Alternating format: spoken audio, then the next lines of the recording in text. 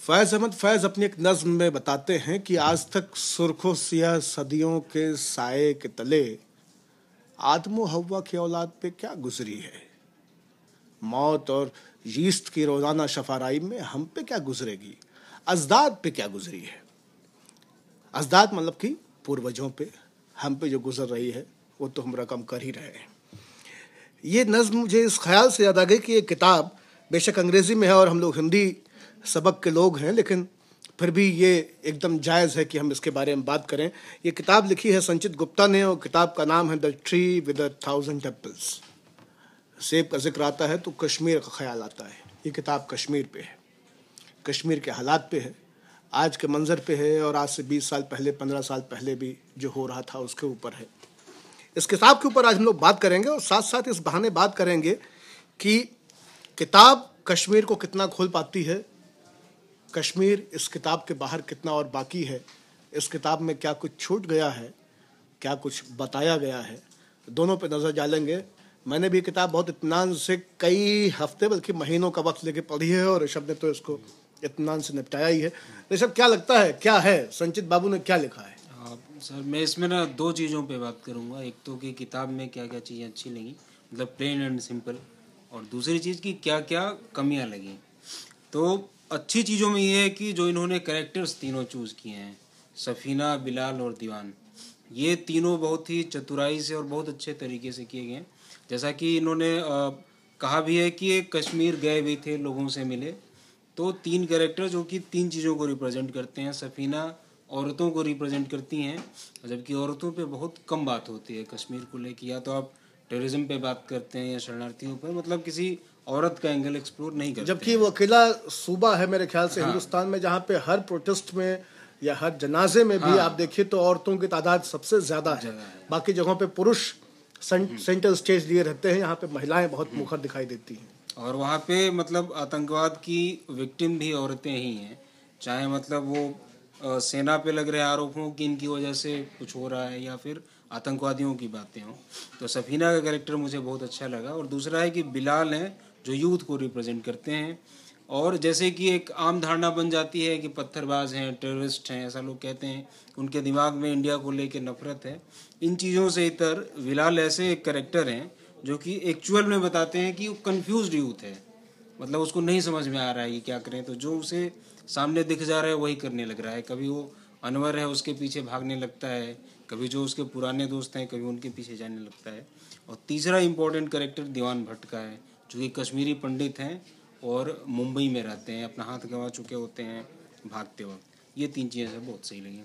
बिल्कुल, क्योंकि जो सफ़ीना का कैरेक्टर है और वो आप ये भी देखिए कि ये जो औरत इस उपन्यास के केंद्र में है, वो अपने दोस्त को खोती है, अपने परिवार के लोगों को खोती है, अपने बाप को खोती है, अपने भाई को खोती है। कितने सारे लोग उसके अपने जा रहे हैं।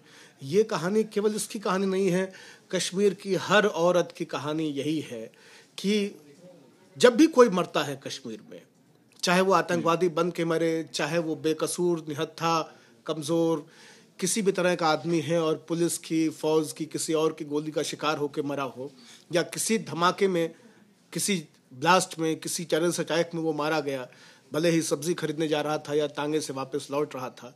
वो मरने वाला कौन है? किसी का भाई है, किसी का बेटा है, किसी का पति है, किसी का बाप है। लॉस जो है वो महिलाओं का सबसे ज़्यादा है। इस उपन्यास से जब हम गुजरते हैं तो लगता है सबसे पहले, और संचित ने दरअसल एक फिल्म की स्क्रिप्ट लिखी है और उसकी बाइंडिंग करा के एक उपन्यास बना दिया है। हालांकि एक बहुत शुरुआती टिप्पणी में मैं ये जरूर कहना चाहूँगा कि इस उपन्यास को पढ़ते हुए जो आनंद मुझे आ रहा था वो वही आनंद है जो अब से कई बरस पहले, कुछ 1.5 दशक पहले, मैं जब लज्जा पढ़ रहा था तस्लीमा नसरीन की, तब मुझे वो मज़ा आ रहा था। वही बिंब थे। इस बार वो कश्मीर है, तब वो बांग्लादेश था, तब वो पूर्वी पाकिस्तान था, पूर्वी ईस्टर्न बंगाल था आपका। लेकिन जो देवदत्त के घर की कहानी और जो पूरे बिंब थे वही सारे बिंब यहाँ पे आज दिखाई देते हैं। तो मुझे लगता है कि ये दोबारा से एक तस्लीमा नसरीन का जो लज्जा है उस तरह का उपन्यास है। और इसको इसलिए भी मैं कहूँगा, इससे कुछ असहमतियाँ होते हुए भी, कि इस उपन्यास को जब मैंने पढ़ना शुरू किया तो मैंने इसको ख़त्म करके ही दम लिया। 3 दिन में ये उपन्यास निपट गया, ऐसा पिछले कुछ सालों में मेरे साथ तो कम से कम नहीं हुआ है कि मैं 3 दिन में कोई उपन्यास खत्म करूं। इसको गुनता बहुत दिन तक रहा, और इससे समझ में आता है कि उपन्यास इसलिए भी मुझे बांध पाया क्योंकि एक फिल्म की स्क्रिप्ट की तरह लिखा हुआ एक उपन्यास है।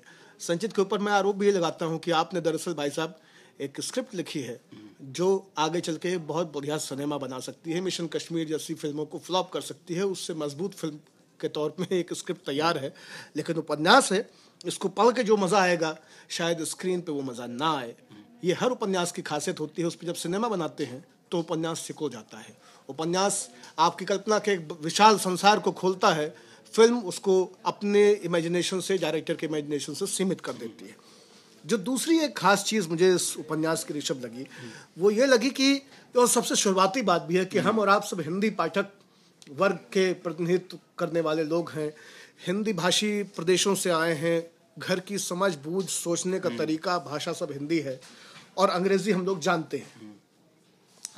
इस उपन्यास को शुरू से आखिर तक पढ़ते हुए अंग्रेजी की डिक्शनरी की जरूरत तमाम हिंदी भाषियों को भी नहीं पड़ेगी। यानी बहुत सरल शब्दों में गढ़ी गई, इसमें कोई पांडित्य दिखाने की कोशिश नहीं। कश्मीरी पंडितों पे बेशक है लेकिन भाषा का पांडित्य दिखाने की कोशिश इसमें संचित नहीं की है। ये बहुत अच्छी बात है कि उपन्यास को सरल से सरल भाषा में लिखा जाए ताकि उसको उस भाषा के लोग भी और अन्य भाषाओं के लोग भी सहज ही अंगीकार कर पाए। दूसरी खूबी इसकी एक हमको जो लगती है, पहले तारीफ कर लेते हैं फिर आलोचना पे आएंगे दूसरी खूबी मुझे ये लगती है कि जो बिंब इन्होंने गढ़े हैं संचित ने, वो बिंब, उनमें ईमानदारी भी है और उनमें एक सौंध भी है, खुशबू भी है। खास करके इस उपन्यास में जब जब कहवा बनेगा आपको अपनी नाक से वो कहवे की खुशबू अंदर जाती समझ में आएगी। इसमें जब जब आप महसूस करेंगे कि बर्फ गिरी है या कोई अपने घर से रात में बाहर निकला है या पर्दा खींचा गया है, बल्ब बंद हुए हैं, वो महसूस होता है। वो कंबल के अंदर कांपते हुए शरीर इसमें महसूस होते हैं। इस तरह से बिंबों को गढ़ पाना एक हमेशा बड़ी चुनौती होती है और इसके लिए शोध की आवश्यकता होती है। अगर आप दिल्ली में बैठ के कश्मीर पर उपन्यास लिखेंगे तो वो कसावट और वो ईमानदारी बिंबों को लेकर नहीं आ पाती है।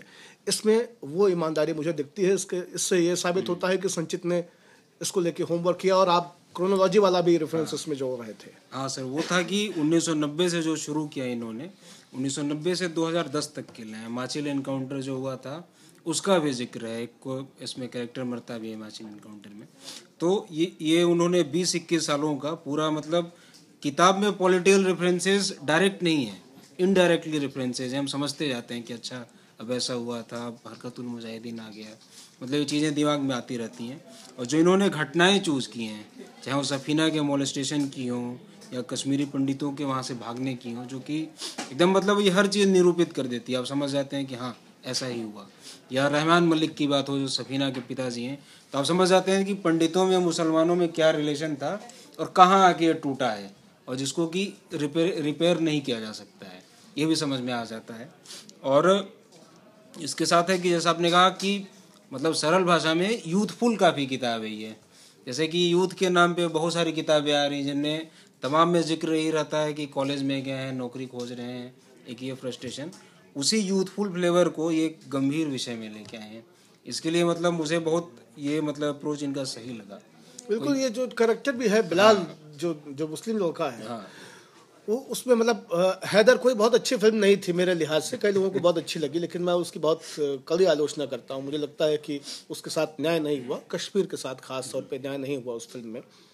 लेकिन ये हम हैं कि हम नहीं वाला जो सवाल है हैदर का, जो उस फिल्म की सबसे अकेली सबसे खूबसूरत चीज़ थी, उस नाच के अलावा जो वो सन टेम्पल में हो रहा है, वो जो हैदर का शाहिद कपूर हम हैं कि हम नहीं वाला सवाल उठा रहा है, वो बिलाल में वो कन्फ्यूज़न, वो भ्रम, वो असमंजस दिखाई देता है। और इसलिए अपने एक्शंस को लेकर के, अपने रिलेशंस को लेकर के, किस दौर में वो कब क्या किसके साथ कर रहा है, वो असमंजस पूरे उपन्यास में दिखाई देता है। इसी के साथ सर ये भी है ना कि एक और चीज़ मतलब अंडर करंट है इसका कि दीवान की जो लाइफ है, मतलब उसने चीज़ें लूज की हैं। कश्मीरी पंडित है, इसने अपना घर छोड़ा है, इनका भाई भी मरा है दीवान भट्ट का, लेकिन फिर भी क्या है कि मेजॉरिटी वाले धर्म से ये बिलोंग करते हैं, तो इन चीज़ों के बावजूद एक सुकून है इनकी ज़िंदगी में। वो सुकून मुसलमानों की लाइफ से मतलब जो कश्मीरी मुसलमान हैं उनकी लाइफ में नहीं है। मतलब ये एक अजीब चीज़ होती है। जब भी हम कश्मीर की बात करते हैं तो बहुत लोग कहते हैं कि आप कश्मीरी पंडितों की बात क्यों नहीं कर रहे हैं। तो कश्मीरी पंडितों की बात भी उतनी ही ज़रूरी है, लेकिन उनके साथ एक मतलब ये पॉजिटिव कहें या स्थितिजनक कहें, परिस्थितिजनक पॉजिटिव चीज़ कि मेजॉरिटी बाहुल्य होने के हिंदू धर्म के होने के चलते एक तरह का सुकून उनके साथ रहता है। वो इनकी किताब में भी जाने अनजाने रूप से झलकता है। ऐसा लगता है कि इसके पास चॉइसेस हैं कि मैं जैसे कि जर्नलिस्ट बन गया है, पोएट बन गया है, बाद में इनके साथ आता है तो वो चूज़ कर सकता है कि मैं इनके साथ जाऊँ, उनके साथ जाऊँ। वो इंस्पेक्टर को मिलता है तो उसको भी मतलब बातों में उलझा लेता है, अपनी आइडेंटिटी बताता है। ये मुसलमानों के जो बच्चे हैं और बच्ची हैं उनके साथ ये नहीं है। और ये फायदा हर जगह पे मिला। हाँ। दिल्ली में यूसुफ सराय जाएं या ग्रीन पार्क के इलाके में घूमें, मस्जिद मोड़ के इलाके में जाएं तो तमाम कश्मीरी पंडितों के घर, लाजपत नगर जाएं, जंगपुरा जाएं, मिल जाते हैं। और उसी सहजता को जो एक बहुसंख्यक समुदाय के बीच से होने की जो एक सहजता है, उसको ये सारे लोग एंजॉय कर रहे होते हैं। हकीकत यह है कि दिल्ली के तमाम सारे कश्मीरी पंडितों से आप कहिए कि हम वापस वहाँ पे घर बनवा रहे हैं, अमन शांति ला रहे हैं, आप जाइए, वो नहीं जाएंगे, क्योंकि वो जैसे वहाँ रचे बसे थे वैसे ही यहाँ रच बस गए हैं। लेकिन कश्मीरी होना पंडित और मुसलमान होने से ज़्यादा कश्मीरी होना होता है। यही संकट दीवान का भी है कि दीवान सब कुछ सहज होते हुए भी एक असहजता में भी है। वो उस समाज में आ तो गया है जो उसे स्वीकार करता है पंडित होने की वजह से, लेकिन वो उस समाज को आत्मसात नहीं कर पाता है, उसको घोल के अपने अंदर उतार नहीं पाता है, ना उस समाज का हो पाता है। उसका दिल वहीं केसर की क्यारियों में फंसा हुआ है, उन्हीं सेब के दरख्तों के इर्द गिर्द उसकी रूह काँप रही है। सुकून उन्हीं लकड़ी के घरों में खोजता है। वो कंक्रीट के 45, 46, 48 डिग्री के टेम्परेचर पे गए हुए एसी चलते हुए कमरों में उसे वो सुकून मिलना नहीं है। उसे इंतज़ार है कि भाई कभी शमीना जो है उसके लिए वापस से वही केसर वाला, ज़ाफ़रान वाला वो एक कुछ मीठा बनाएगी। इसमें ये भी एक अच्छी चीज़ है कि कभी इनका जो प्रेम है परस्पर, सफीना और दीवान का, कभी इन्होंने डायरेक्ट नहीं कहा है, मतलब, लेकिन आपको पता है कि हाँ ये चल रहा है। ये भी मतलब एक स्ट्रॉन्ग पॉइंट है। मतलब अगर कंपेयर करें, मैं कंपेयर कर देता हूँ, ज़्यादातर लोग अवॉइड करते हैं कि जो नए यूथ नॉवेल्स आ रहे हैं इनमें काफ़ी ब्लंटली चीज़ें बोली जाती हैं। मतलब ऐसा दिखाया जाता है कि ब्लंटली बोल देना ही बहादुरी है कि मैं प्रेम करता हूँ, नहीं करता हूँ वगैरह। इस चीज़ को इन्होंने काफ़ी खूबसूरती से रखा है। मतलब ये लोग उस चीज़ को महसूस करते हैं, कभी कहते नहीं हैं। एक और असमंजस इस उपन्यास का है, जब हम इसकी क्या कमियां रह गई उनके ऊपर आते हैं, और इसलिए सबसे पहले सवाल पे आते हैं। वो मुझे लगता है कि आलोचना करने वाले सबसे पहले इस उपन्यास को इसलिए घेरेंगे कि इस उपन्यास में कश्मीर की 20-25 साल के सफ़र के बावजूद कूटनीति और राजनीति के बड़े सवालों के ऊपर कोई बातचीत नहीं हो रही है। अब भाई नहीं हो रही है तो ये बात सही है कि क्यों नहीं हुई, लेकिन इस जगह पे मैं लेखक के साथ खड़ा होता हूँ। ये लेखक का चयन है कि वो कश्मीर से क्या दिखाना चाहता है। ये आवश्यक तो नहीं कि अगर आपको किसी चीज़ का निशाना लगाना के लिए कहा जाए तो आप पेड़ भी देखें, पत्तियाँ भी देखें, फल भी देखें, डालियाँ भी देखें, सारी चीज़ें देखने लगें।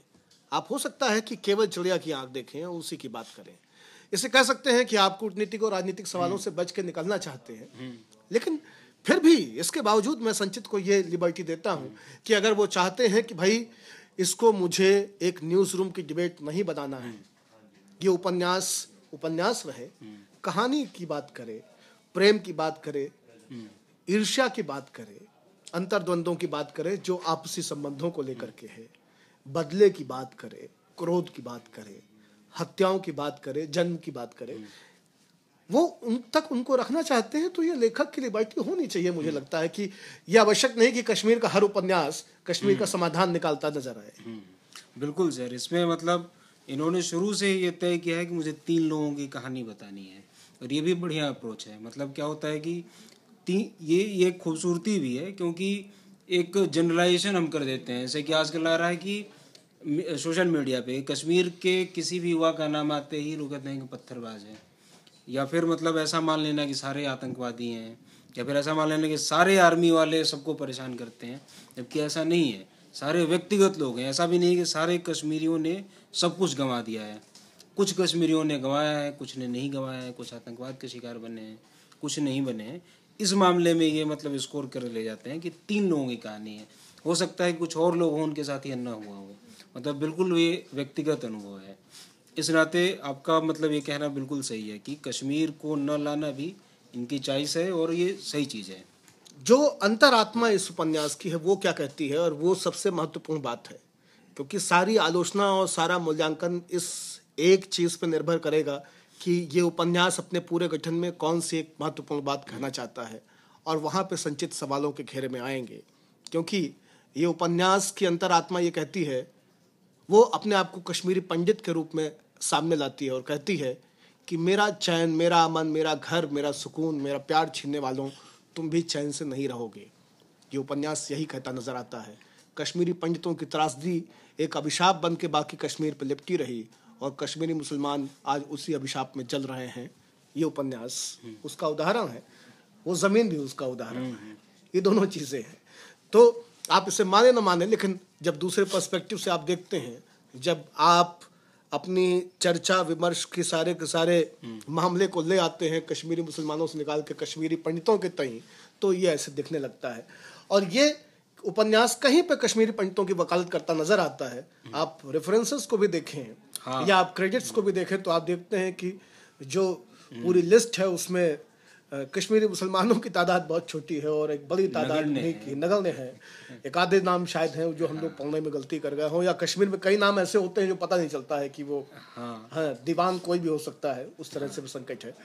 तो लेकिन हमारी समझ जहाँ तक बनती है उसमें लगता है कि नहीं, माइनॉरिटीज़ जो हैं, जो अभी कश्मीर की मेजॉरिटी बेशक है, वो इसमें से मिसिंग है। और यहाँ पे दोबारा संचित को इसका फ़ायदा दिया जा सकता है कि जब सारे लोग कश्मीरी मुसलमानों के हक हुकूक की बात कर रहे हैं, उनकी आज़ादी, उनकी डेमोक्रेसी, उनके सोचने समझने के तरीके की बात कर रहे हैं, तो कश्मीरी पंडितों की बात क्यों ना हो, और कश्मीरी पंडितों की बात हमेशा उसी तरीके से क्यों हो जिस तरीके से राजनीतिक मंच करते आए हैं।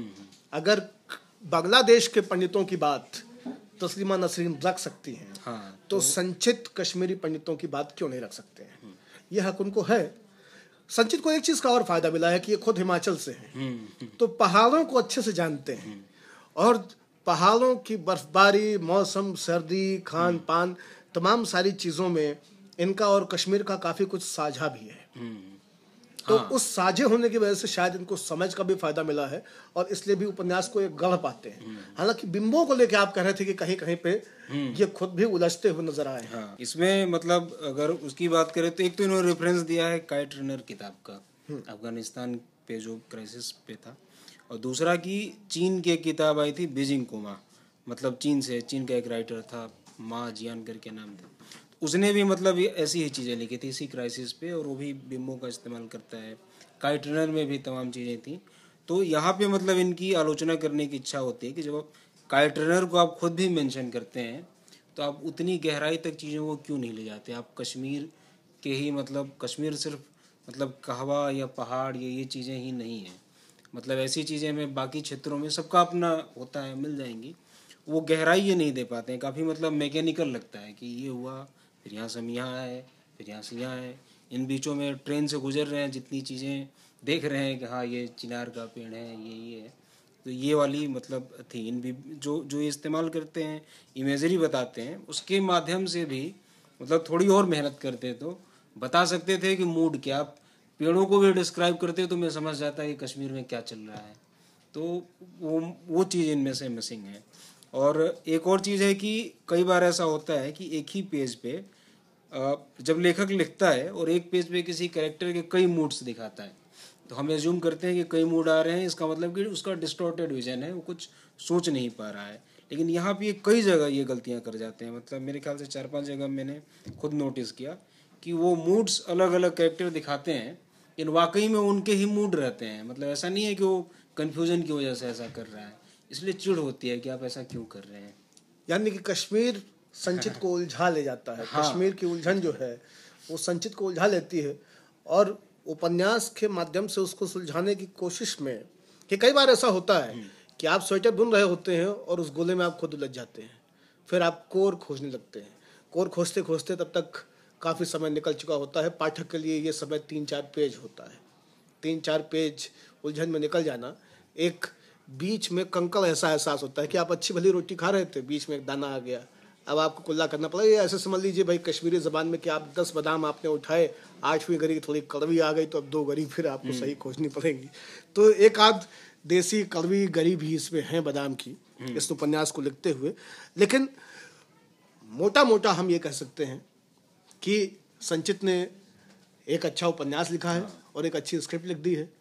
इसके ऊपर सिनेमा कब बनेगा बनेगा नहीं बनेगा ये बात की बात है, लेकिन लगता है सही है। जहाँ से उपन्यास खुलता है, जहाँ पर उपन्यास ख़त्म होता है, लगता है कि आप सिनेमा हॉल में हैं और आप एक सिनेमा देख रहे हैं जो आपको कश्मीर दिखा रहा है, कश्मीर के सवाल दिखा रहा है।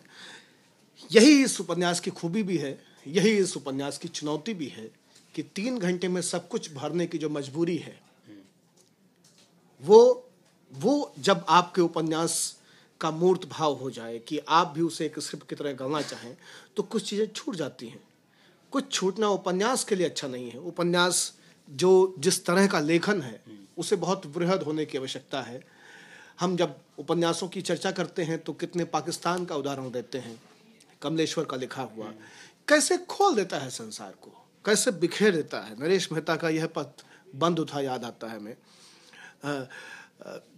कितने सारी चीज़ों को खोल करके अनंत कितने सारे और सिनेमा एक ही उपन्यास में भरे जा सकते हैं। कितने पाकिस्तान में तो 50 फिल्में बन जाएंगी, 50 फिल्में बन सकती हैं। इस स्क्रिप्ट पे एक फिल्म बनेगी, 50 नहीं बन पाएगी। संचित यहीं पे कच्चे रह गए, लेकिन कच्चे से पकते हैं, मीठे होते हैं। संचित अभी नए लेखक हैं, उपन्यास शुरुआती दौर का पहली किताब है उनकी, तो पहली किताब की दृष्टि से बहुत अच्छा काम किया है।